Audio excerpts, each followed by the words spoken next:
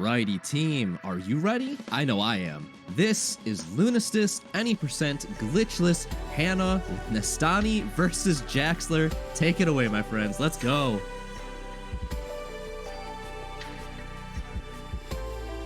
Alright, hey, what's up, everybody?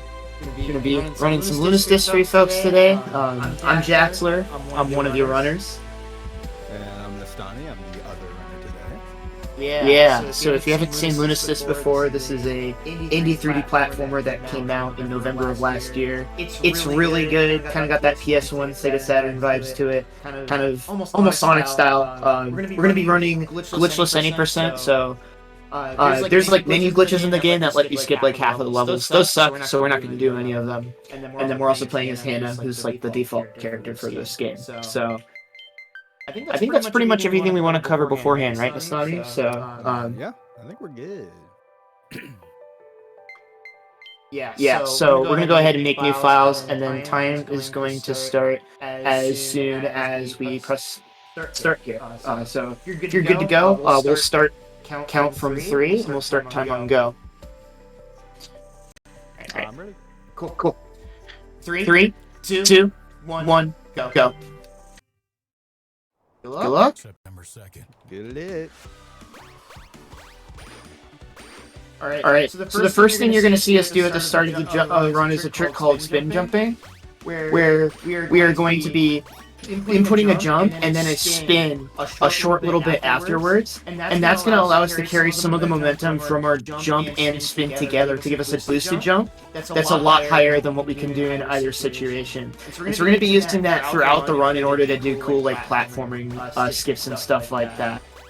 There's not like a whole lot of like horizontal movement tech at the start. The biggest key that we're looking for is to cut our lines as closely as possible. You know, there's 2 ways of going faster than somebody else in a race. You either move faster or you run less of the track. So we're going to try to run less of the track at the start here. And so that's 1-1 for me.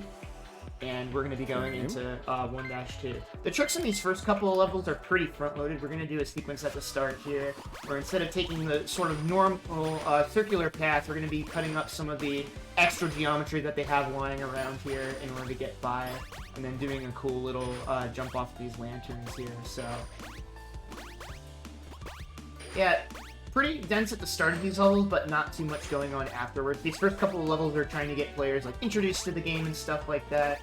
You'll notice as well that we're trying to avoid attacking enemies as much as possible.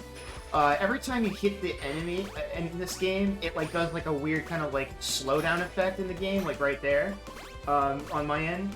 And that loses you about like a quarter to half second depending on the enemy or the situation. And that also applies to some of these pink crystals that we're using as platforms too. So that's something we have to consider when we're trying to optimize this game here. But yeah, And also when we get hit, we also slow down, as you saw from me, because I just got absolutely slammed by a guy. Yeah. If you get hit, you also just like get a second thrown out from you as well. But I am now at the end of 1-1. Still a decent time. Yeah. And now we're going to move into World 2. And basically how this game is kind of set up top down is that essentially there are 7 worlds. There are 2 acts of each world. So we have an Act 1 and an Act 2, very similar to, you know, Sonic games of the past.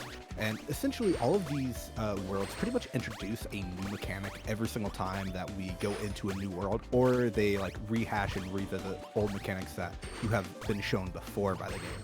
And so one of these new mechanics is this little blue bubble here, which basically goes along this blue dotted line and onto a track, and basically it just floats us over. And then we have these little beach balls that act as bouncy platforms. And then essentially with these blue bubbles, what we want to do is pretty much ride them the whole way, because typically they move faster than our base movement. And so you'll actually see us ride these platforms to the very end. And then when we jump out, we actually get a little bit of a boost out of the bubble as well, which we can either go more vertically with, or we can cut it a bit shorter. And so as we ride here, a second part about these beach balls is that if we use our spin attack off of them, we get the same height as if we would spin jump. So we can use the spin jump technique to get super height with our jump, or with bouncy platforms. And so So worth noting here is that there are those like trees that are poking out of the side of the platforms there. That's actually something that was introduced as a stage balance change in the most recent patch of the game. So all glitchless runners play on the most current patch of the game because there are a couple of stage balance things that actually make the run slightly faster. So we're going into 2-2 here with one of the cooler vertical movement sections of the run. We're going to be doing a lot of spin jumps off of some of these tiny little middle platforms in sequence here. So we're going to be quiet for just a second because it's a little costly if we fall here, but this looks really fun to do. So try to nail it. I got mine. Got through there too? Yep. Nice. Ooh. Got a little bit caught under the leaves of one of the trees there, and I was panicking just a little bit there. Just a little bit. Actually, a fun thing about this game too is that I know Jax has done it before, and I know I've done it before. And basically, like, if you actually miss one of those platforms there, what you'll see, like, a lot of runners do is actually pause the game and then try to line it up so they don't, like, fall all the way down, because you can actually kind of pause the game and then, like, move to where you want to go, because we run the game using IGT or in-game time rather than real time, right? And so whenever we pause, we actually pause our timer as well. So sometimes you can do little cheeky strats like pausing the timer to just make sure that you can recover a bit better, and try to not die, which can be really funny to watch sometimes, because you're like, oh, they're just pausing, but then like you don't actually get punished for pausing, which is kind of a nice thing about the game as well. Coming towards the end of coming towards the end of 2-2 here, we're kind of just running in a straight line for a bit until we get to the end of the level. Again, first couple of levels here are really strat dense at the start, so this would be a really good time for any plugs or messages we'd like to have right here. Fantastic. Then instead of doing it in my intro like what would be logical, I guess I'll tell you all about Corathon. This is a mutual aid fundraiser raising money for Cora, a friend of the community who's looking to move to a place who's going to accept her for who she is. Due to the anti-trans legislation in the state of Texas, Cora needs help with moving expenses so that she can safely move somewhere else that's LGBTQ plus friendly with their laws and their communities. We're here putting on this marathon to support and provide for a trans friend in need, and we are so grateful for any donations that you can provide to help. So be sure to type !donate in chat to donate. Find places to do that. We have a GoFundMe that's currently raised $2,705, which is fantastic, and that's across only 60 donations, so there's a lot of generosity for such a great cause here. And if I can, just because listening to y'all in the little setup there, I got very curious. You said this game is extremely optimized, but I see it's only from 2022. It's been out for maybe a year here. How did it get optimized so quick, and what does that involve? Yeah, so I can actually take that one. So the reason that this game is so optimized is partially because of me for this specific category, and partially because of the IL runners, Nagelfar, I think is how you say his name, and Plush. Those two have really pushed the IL 80% glitchless runs, and so basically whenever I came to this category and I was looking at Jax's time, I thought I needed a whole lot to beat his run, and so what I did is I went to the IL records and I copied all of their strats and put them back to back in the run, and then that has made it so my current PB is 6 seconds within my summon best right now. I have a 24 and my SOB is an 18. So if we get to the end of 3-1 here, I'd hate to interrupt, but we've got a little bit of a strat going up in here, where we're going to do a spin jump early off of that rail right there. There's kind of like a cutscene there where we go up a loopy-loop like you would in a Sonic game. And if we jump off of that early, we can actually skip to a later part of the track there and get to the end of 3-1 a little bit faster. So we're going to be quiet. Yeah, we're going to be quiet for the start of 3-2 here, because we're going into one of the most difficult strats in the run, which is Pink Crystal Skip. We're both going to be quiet here for a second. Hopefully we get this rather quick. Nope. I got it. Whew, okay. Yeah, so this is one of the early run killers. We're doing a really long, extended spin jump off of that. Then I'm going to grab some super speed off of that platform and use that to catch the water rail on the other side. Combining that with a jump off the end of that one is going to let me get further up into the level. And then I've got one more skip at the end here where I'm going to be jumping from one water rail to the other, and that's going to take me towards the end of the level. It's actually kind of interesting because one of the guest playable characters in this game, Tuki, because she has access to 3 jumps, she actually has a much faster way of skipping this entire level. That yeah, requires it's using a actually different ridiculous. booster. It's pretty cool. And I got absolutely ratioed by this level, so that's nice.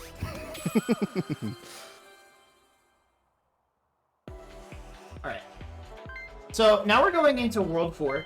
We're probably going to be quiet for most of this, because this is a rhythm platforming section. And every note on the beat causes like these platforms to go in and out of cycle here. And so as a result, we have to move very precisely and carefully in order to make sure that the platforms line up perfectly at the end for the fastest possible strats here. Yep. And I'm now finishing up at 3-2. And yeah, essentially, the platforms actually change with the music. So if you're listening to Jax's stream, essentially, the snare hits are on 2 and 4, and that's basically the alternating of the platform cycles. And as Jax mentioned, we're kind of on a set platform cycle. And some people, I know Jax uses the audio cues specifically for it. I actually don't. You can also just see the notes at the bottom. So normally I just look at the notes and then I just watch them myself. And then I make my way through the level like this. And essentially we're trying to make a specific cycles. And so normally if you hit the very, very beginning of the level and you hit that cycle, you normally can just hit the cycle for the rest of the run unless you have a complete meltdown, which can happen because, you know, just because it's basic platforming, that's like prime time to mess things up, you know what I mean? So I hit 4-1 reds, so I'm going into 4-2 Nice. now, so I'm going to be quiet here because this one is even harder than the one you just saw me do. Yeah, and part of that is because of the jump at the very beginning, which you're going to see him do. Essentially, you jump off this like Missed it. Durin or Candy Pop or whatever else you want to say. I always say Candy Pop. Noxus has corrected me about 300 times about what it actually is, and I never ever remember what he has said to me. I think it's During, so? And essentially you jump off of the first During, and then you get to the top, and you try to make a cycle known as the red cycle. And I'm going for it.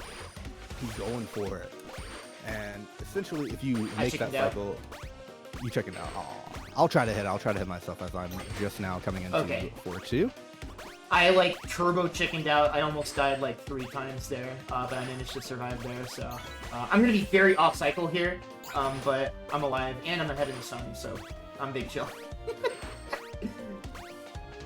So in this section right here, it actually goes into double time, which means that like every beat of like the measure, it swaps out like the platforms.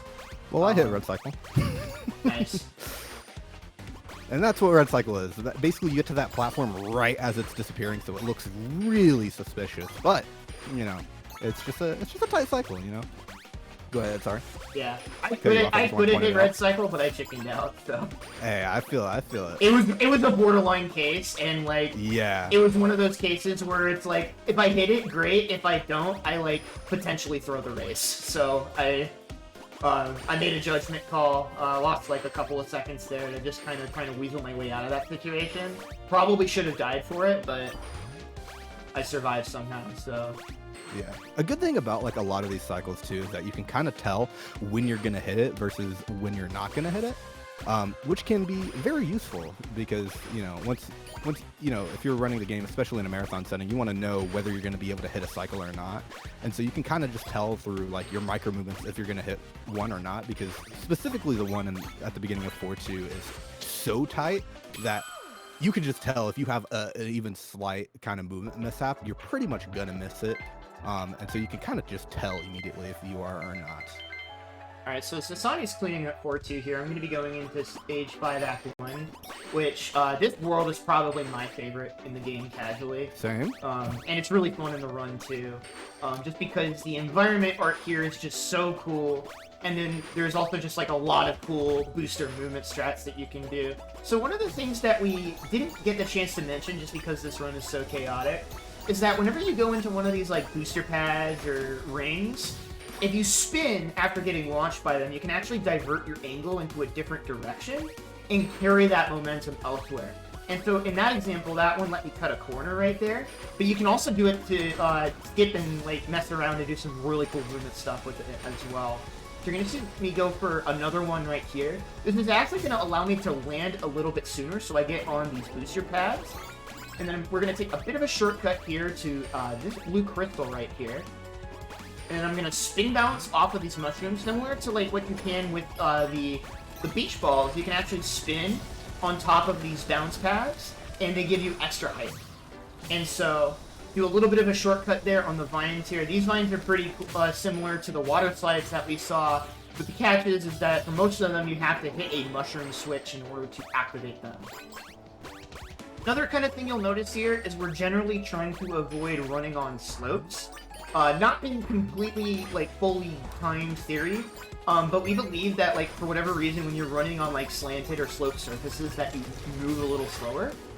And then right here, I'm going to do a skip where I jump off this rail intentionally to skip another loopy-loop cutscene, and then spin off of the booster there in order to get a little extra distance. Whenever you do these, like, little spin cancels, as they're called, off the boosters, you actually get extra, like, momentum conservation, so that can be really nice. And then I hit the strat at the end too, where you do 2 really tough spin bounces in order to get up the mushrooms, and skip sort of the curved section of the path as well. Wow, okay, I got a 203. That's really good for trying to talk over it. I'll take it. Now we're going into 5-2. This is probably the most broken level in the run for in terms of like skips you can do. So this level is broken up into 3 major sections that you have to find a water crystal in and break in order to reach like the final platforming section of the area. And you're intended to take one of each of these 3 different rails, break the water crystal, and then get launched back into here and then repeat the process for the other 2.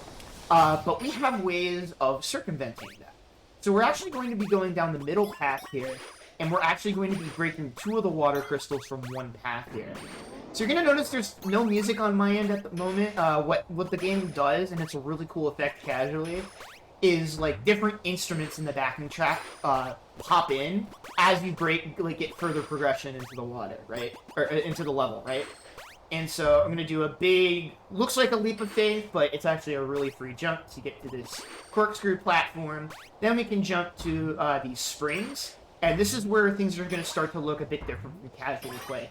We're going to go ahead and grab this checkpoint right here, immediately turn around, and we're going to go ahead and take kind of this booster over here from one of the other paths that we're not supposed to be able to access. It's a pretty straightforward jump if you use like the momentum from the speed booster panels. So whenever you're walking on one of those high speed panels, you maintain that speed until you touch the ground.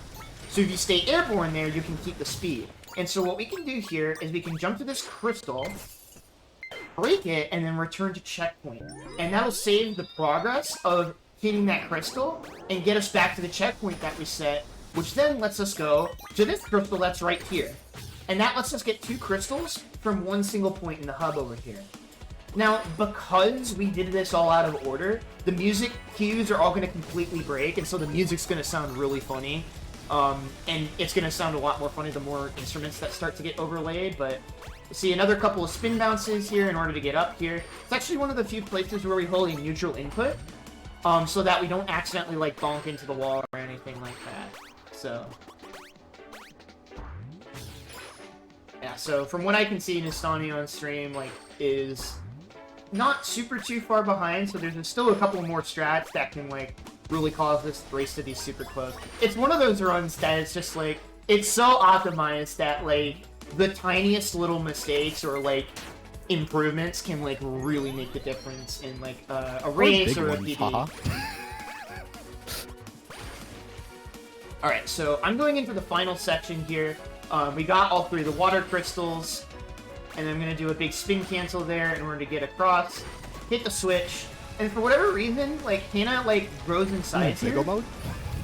I don't know why. It's really bizarre. Yeah, pretty much if you enter the bubble right as it gets enlarged, you become enlarged, and then you go big O mode, and you become Big Hannah. And essentially, if you enter it a bit later, you're normal size. So I think I'm normal. No, I'm in Blood Leg right now. Never mind. Yeah, I was gonna say I'm normal size. I'm not. I'm definitely jumbo size at the moment, but not a huge deal. It doesn't really affect anything other than visually. Oh my god, that's a really bad fall. Oh. Uh-oh. Yeah, I think you're ahead of me now. Because I missed the jump on the last railing. Oh, that is one of the most brutal misses That's tough. Of all time. Surely I won't miss it too, right, guys? All right, cool. Imagine we both see what I missed mean? it. It's like, never mind, it's the So same. we skip a lot of the. Well, there's not really a checkpoint here anyway, but we skip a lot of the checkpoints because they usually require us to go a bit out of the way. So that's a little unfortunate, but. But luckily, that's actually probably one of the best places to die in the run in general, just because you don't have to do the whole level over again. Sometimes we literally don't hit a single checkpoint at all, and so you just like actually just like like you have to do the whole level over again. Like for example, like in 7-2, which we will get to in a bit, like if we die there, we have to do the whole level over again. Yeah. Which is you know, maybe not the most fun thing in the world, but I guess I'll take over here from now. As we're in 6-1, this is the second to last level, so we have 4 more levels to go. I think now would actually be a pretty decent time if we had any more reads. This would be another good time to do so, as a little straightforward. Yeah, go for it. Through this level. Copy that. I want to just give a huge shout out because this was a very impromptu event, so it couldn't have been possible without all of the help of volunteers, the runners, and even the viewers in chat, everybody who's donating. Any and all of the support we're getting is so appreciated because you can help someone who desperately needs it in a time of need like this. It's genuinely so important that we support people in these moments, and the fact that this all came together so quickly is really heartwarming. Actually, just being able to watch the donations tick in while I was at work, I was like, wow, it's starting off fantastic, and we're only a couple hours in. We still got the rest of today. We still got all of tomorrow, and I can't wait to see how far it goes. So thank you all, genuinely, everyone behind the scenes, everyone in chat, and especially the runners. Everyone's so kind, and I'm very thankful to work with people who are so welcoming and getting to learn so much about these games. Like, I'd never would have heard of Lunistice, realistically speaking, outside of this, and now I'm watching it, and I'm like, okay, I really like the art style here. It gives me, like, the PS1 vibes that I crave when I'm feeling really nostalgic, and I'm just thankful, I guess. Another question for you both, because I can't help but get really curious. Or I'll just forget my question entirely. That's also cool. So how are you both doing? I guess we're just gonna roll with that. I'm doing great. Yeah, no, it's been really fun. I'll mention with, like, you know. Okay, I remembered now. Oh, go for it, go for it. Okay, what in particular had attracted you to this game is the word I'm going to use. Did you see it beforehand and say, that's got speedrun potential, or maybe were you playing it casually and you just recognized that's exactly what I'm looking for? Yeah, so for me, my friend Corathon recommended me the game, and so I played it, and she's like, oh, maybe this game is, like, too anime for you, and, like, she was kind of right on that front, but I played it, and then I couldn't stop playing it, right? And I'm like, I have to speedrun this because I just can't get this out of my system. I'm like, oh, I'll do one run and then it'll be out of my system and I can move on. Because I generally tend to run older games, right? I like to run stuff that isn't, like, on release. It's not usually my thing. But this game was very different in that regard.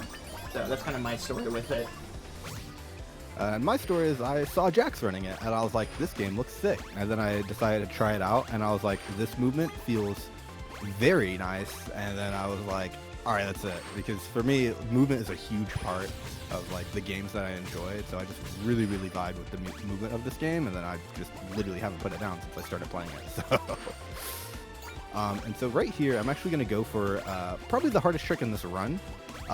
It's not that scary, but it is slightly... It's impossible. Yeah. It's like no. As you can see, I missed it. It's fine, but essentially you need, like, max coyote frames off of a ledge, and then also 2 max height jumps to hit it. And if any one of those things goes wrong, oh, also a perfect angle. If any one of those things goes wrong, you just don't hit it. But luckily, since we're actually playing this game, pause here. Oh, I barely missed it.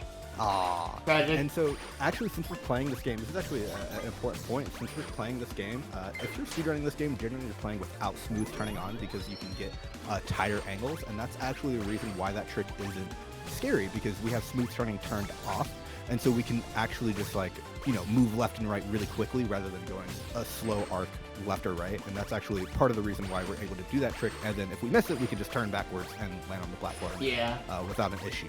So I unfortunately took an extra death on the rails there because the game made my jump. But luckily I managed to grab the checkpoint there, so it really didn't end up costing me all that much. But it's not the end of the world because we're coming up on World 7, which has a very high risk of total disaster if things go wrong.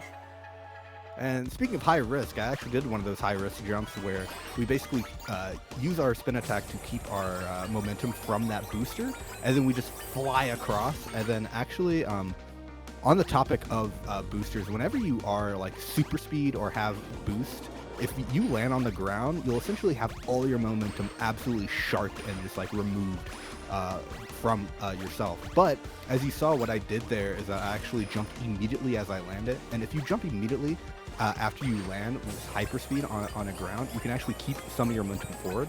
So you'll see that right here as I jump through the middle of this. I'm going to hit this guy and then keep my momentum a bit more there, and then actually make it to that platform a bit earlier than intended. And now I'm just going to kind of do this ring around the rosy with these spin jumps, and then again using my spin after getting launched to just increase my speed, because we actually move faster than this green railing on that specific boost, because a lot of the railings, some of them move faster than others, and on this one it's actually faster to use the spin attack in order to increase your momentum and then land on the railing afterwards. So right there is actually one of the few enemies where you actually do want to kill the enemy, because he's literally right in your way, and if you don't, you actually just get smacked.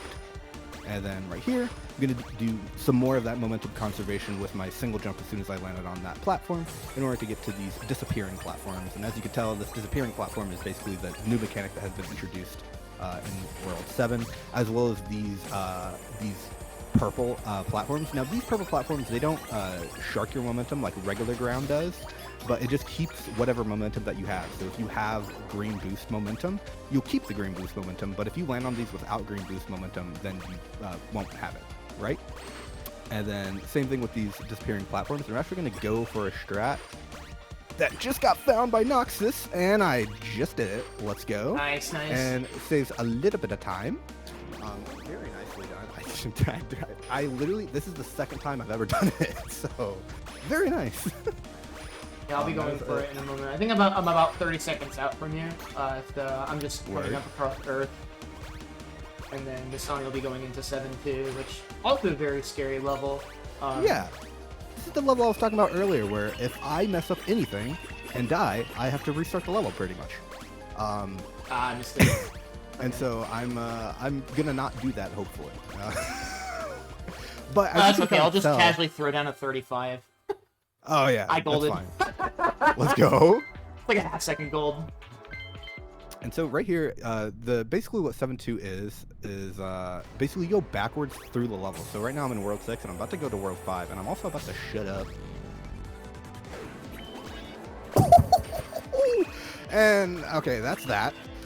So what you saw there is I kept my momentum from that purple booster by using my spin attack, and then I flew through the checkpoint, and then I hit the glowing mushroom in order to basically make my way there. And by doing that trick like that, we're back in World 4, or like the World 4 revisit, and these platforms essentially start when the level starts. A lot of the time, this game does a really good job with like if something is out of your range, it actually won't be moving. So like if you see enemies in the background, like very far away, they actually won't be moving. But because these platforms are in sync with the music, when the music starts, the platform starts. And so we're trying to make a very specific cycle. And so if we move perfectly like I just did, we make that cycle where I'm able to go on those three platforms without having to stop and wait for any of them. And essentially, if you miss that, you miss out on 2 seconds. And so right now I'm on pace to get a 19 at the end of this level if I play my cards right and don't absolutely beef the rest of this level. And another thing is, you saw that I got the hyperspeed, and essentially these blue bubbles carry hyperspeed into them. And so we can do things like that, where we carry it through all of the blue bubbles, and then we go through them really quickly, and then also can skip one of those umbrellas. And then right here, you're actually going to see me use my momentum a bit later, so I can get to this third platform, jump on this second one, get hit by that guy because I'm really good. Jump up here to this lamppost. So I won't get a 19, I'll get a 20 here, but I'll hit this boost, and basically what we're gonna do is our final skip of the run where we're gonna hit the elevator. So I hit the elevator at 20, which is really good. It's 1 second out from where you want to be, which is a 19. And then essentially that elevator is a very, very long, like, vertical thing where you have to sit and watch it the whole time. But if you hit the side of it and fall down and die, you actually trigger the checkpoint up at the top, and then you can skip that big long elevator sequence. And then time is going to stop for me when it fades to black, so right about now. And that is my time. And did you die? Yeah, I died. Oh. I died. I took damage and it killed me. That's a new one. Well, that is the race was close up until that point. Yeah, it was close. Let the record show. That's unfortunate. I got to see it all one more time. Yes, sir. It's a sick level, so I'm down. Yeah, again, we don't take any of the checkpoints here because of the cycles we're trying to make, so... And it sucks, too, because I hit the new strat there to get to the third platform, but I messed up the jump and I hit the sea urchin thing. Oh, yeah, the guy. I did too. And so Jax is going to go for this trick again. He does it a bit different than me. I like to go through the checkpoint because I don't like when tricks are easy. He actually does it the easier way and the proper way. And so he hits it again, so it's actually the same. And it's the same. But so he should again hit this platform selector. So he shouldn't have to hit. He shouldn't have to miss any of these reds, and he should also line up with the blue platforms as well. And so he'll go through here, make sure he's not falling through, and then also these rolling pins. I don't think we mentioned it in World 4, but they also move with the beat of the music as well. And so this whole level is just kind of a revisit of the world. So now we're back in World 3. We're kind of going backwards in the world. And so now we have the World 3 slides, the World 3 like balloons that we jumped off of. And then now we're gonna basically make our way back into World 2 after we do this hyperspeed part here. And this is what I was talking about. So he hits the green speed platform, right? And then he keeps the momentum with this booster, attacks mixed all the way to the blue bubbles, which conserve our momentum. These blue bubbles normally move a lot slower, but because we keep the speed from the green platform, we just zoom right through them, and then skip an umbrella, and then make our way over here again, jumping as soon as we land on the second umbrella in order to get to the third umbrella immediately. And Jaxler's gonna go for this shot again, and nice, and we're out of there. And so essentially you're gonna see the same thing where he's going to where he's going to go across these platforms, hit the boost, and then go right into the elevator. 21, very nicely done. And then again, normally that elevator is like, I think 10 or 15 seconds, like rising up, which is actually criminal. The worst. And it's just so funny. All you have to do is just hit the elevator, and then you save 10 seconds. It's actually one of the best skips that was found. Yeah. It's like, oh, cool. So time will be coming up for me soon. It's when the screen fades to black. Time. Alright, that was a 29:04 IGT. So that would have been like, what? 2 minutes? That would have been like a 27. If I didn't like mega choke, but that's okay. It happens. Yeah. Actually, if you want to check your IGT time in file, mine is 26 flat. What about yours? 29:04. 29:04. Word. Unfortunate. That's kind of just what happens with 7-2. Sometimes you just you mess up literally one tiny thing, and then it's all over. You're like, cool. I'll just go. Yeah. That's actually part of the reason why I choose to go through the checkpoint, is in case I miss, I have at least a checkpoint to reset. Yeah. But I just always hit the checkpoint, also, so I stopped doing it. Yeah. Yeah, you either hit the checkpoint, you don't hit the trick, and basically, like, if you go through the checkpoint, you have to have a very specific angle in order to hit the trick. It's stupid. Like, what he does is easier.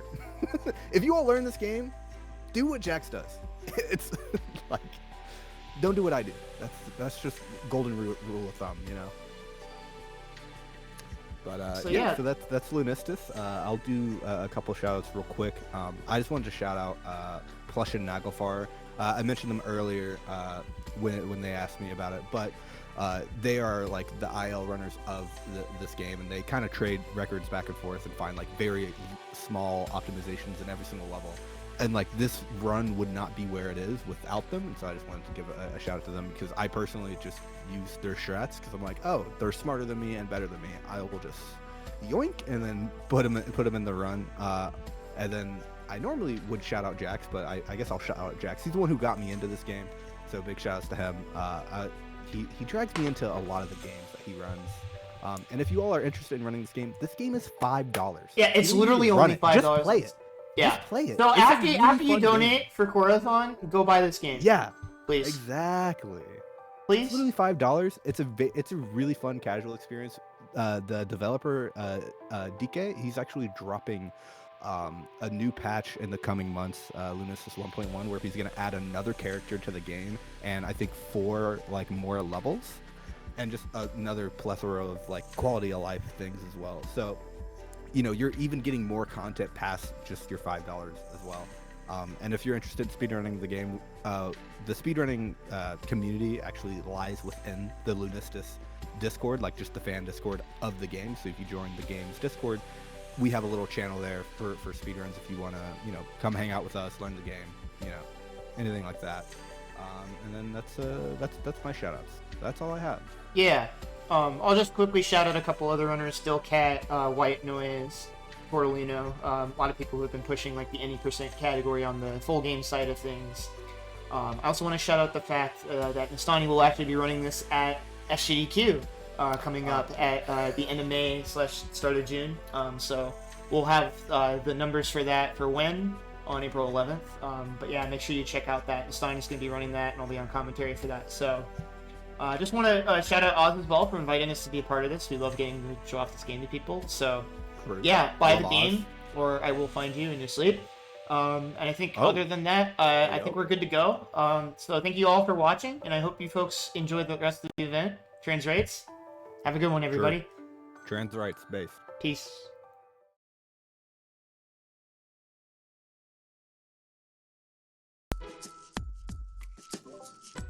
Yo, trans rights based? We love to hear it. And in case you missed it, as I might have, if you would like to find any more of Nestani or Jaxler, you can find Nestani at Nestani SR and Jaxler at Jaxler SR, as Nestani apparently follows Jaxler into several speed games. It looks like they also stick together in Twitter usernames as well. Nestani on Twitch is just Nestani, and Jaxler on Twitch is Jaxler1. And bring. Hello? Yes, this is the scheduling committee. We have an update. It looks like our next game is now going to be Haven any % solo good ending with the Scala Kitty, and we'll still be going to Shadow of the Colossus just after that. Wow, what an update. Thank you so much for that. Anytime. Have a good event. Cool. Yeah, it looks like there's an update. We will be going to Haven next. It's about an hour estimate, which is very exciting. I've gotten a chance to work with Scala Kitty a few times now, so it's very exciting to host for them on Haven, which is a game I've started to see a ton in the last month or two. Saw it for the first time, and now I've seen it, I think, at one other marathon since, and then a couple friends have been playing it casually, so more Haven, good stuff. Love to see it. You can pick the genders for both the protagonist you play as. You can have 2 ladies, 2 dudes, or you can have one of each. So we love representation in this household. Let's go. In the meantime, thank you all so much for tuning in thus far. If you want to, you can type !total at any point in the chat, and you can see where we're at. We are currently up to $2,705 raised for Cora, and that's across 60 very generous donations. Seriously, do the math on that one. Very generous donations here. Game soundtrack rules, just FYI. All right, well, I had to make sure we read that officially. You heard it here several times, probably not first, but just in case. That game soundtrack rules, and you're about to experience it in part, which is exciting. Look forward to it. When you are donating, which you can type in !donate into that chat to find out ways to do it, The power of your donation goes very far in influencing the marathon as well as helping a fantastic person. We do have some incentives that I am currently tabbing through to find. The next one that's coming up is Shadow of the Colossus. We have a pet the horse incentive. Debatably always my favorite incentive for a game is petting an animal that very much deserves it. Hades, pet the Cerberus. Shadow of the Colossus, pet the aggro, please. For every $10 that we get towards that incentive, up to a total of 100, we will pet that horse. The horse, that very same horse that carries us throughout that run. Do you want to see what really carries a game? It is an animal like aggro. A great friend. So we should pet that horse and show her how loved she is. Every $10 up to 100, so we can get up to 10 pets on that horse. Throughout the entirety of the run of Shadow of the Colossus, by the way. When you donate, make sure in your comment to tell us, hey, I would like to put this donation towards this incentive, specifically to pet that horse. Or if you're looking further on in the marathon, because you can type !incentives in chat. So many fantastic. Thank you, Nightbot. I see you in there. Let's go. So many fantastic incentives for so many games, like SSX Tricky after that. There's Extra Track Showcase. I got to host for Junior like a week ago for SSX Tricky, so I got to see what those extra tracks involved. Fantastic, nostalgic game. Please get your donations in towards that. 2 fantastic tracks. The one in particular I might prefer like a ton, but just because I remember it from when I was a kid, and, you know, again, nostalgia. There's Fez, there's Hades, there's Spyro Reignited, and there's even more that I shouldn't read to give other people the opportunity in the future. But again, please, when you do put your donations in, make sure you tell us what you're putting your donation towards incentive-wise.